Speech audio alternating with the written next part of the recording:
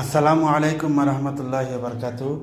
আমার কিছু আপনার তরে একটা ভিডিও বানাইয়া দেখাইলাম যে আমরা মিষ্টি আলু একটা হয় মিষ্টি আলু কিলা চারা রোপণ করার উপায়, যেমন কি ধরো মিষ্টি আলু প্রথমে কীরকম বুঝে তো লাগে, বুঝতে পারছেন। তো মিষ্টি আলু আমি একটা ফানি তৈছিলাম, বুঝতে মতো হয়েছি। তো বিশেষ করে ফানি তৈলে আপনারা বাড়ি দুইটা সিঙ্গল গাড়িয়া বা ওটা খিলোল গাড়িয়া বা রাখি একটা ফটোর মাঝে বা একটা গ্লাসের মাঝে যদি রাখি দেই, আমি রাখলাম এমন অগুরবিত ডুবাইয়া, বুঝতে পারছি। গুড়ি গেলা তো এমু উপর মুখা মানে ছোটো সেকন্ড সাইজটা আর মোটা যে সাইজটা এগুলো পানির সামান্য অর্ধেক বুড়িয়া রাখিলে বাদে গাছ উঠে, বুঝতে পারছেন। আমি তো ইসলাম ও দোকা গুফর দিছি, গুফর দিয়া বাদে আসছে তখন যে পানি দিব আর সমস্যা নাই।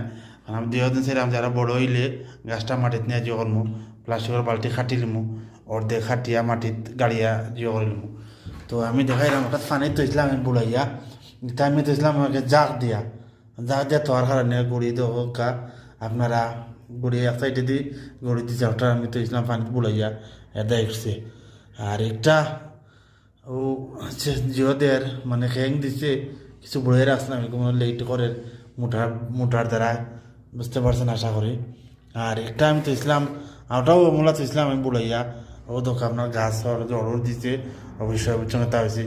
মোটা সাইজটা পানি তো ইসলাম মানে যেটা মানে দাঁত কিলোল যেটা আছে কিলোল দিয়ে আমরা গ্লাসও যে হারিয়ে রাখি দিই, গ্লাসের ভিতরে যে হারিয়ে রাখি দিই যে বড় যে সাইজটা একটা পানি তুমি বুড়াই আর অর্ধেক তুমি উপর মুখা মানে পানির বাড়া।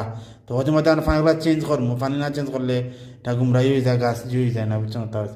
তো বুঝতে পারেন আশা করি। তো আমি আবার ওটা তৈরাম বুড়াইয়া যেহেতু গাছ উঠছে দেখিয়া তার আমি বুড়াইয়া এমনি রাখিলে গাছটা দেখো জোর দিচ্ছে, আশা করি বুঝতে পারছেন।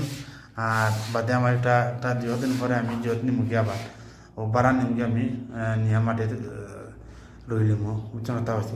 আশা করি আপনারা বুঝতে পারছেন। ধন্যবাদ সবাই, আসসালামু আলাইকুম।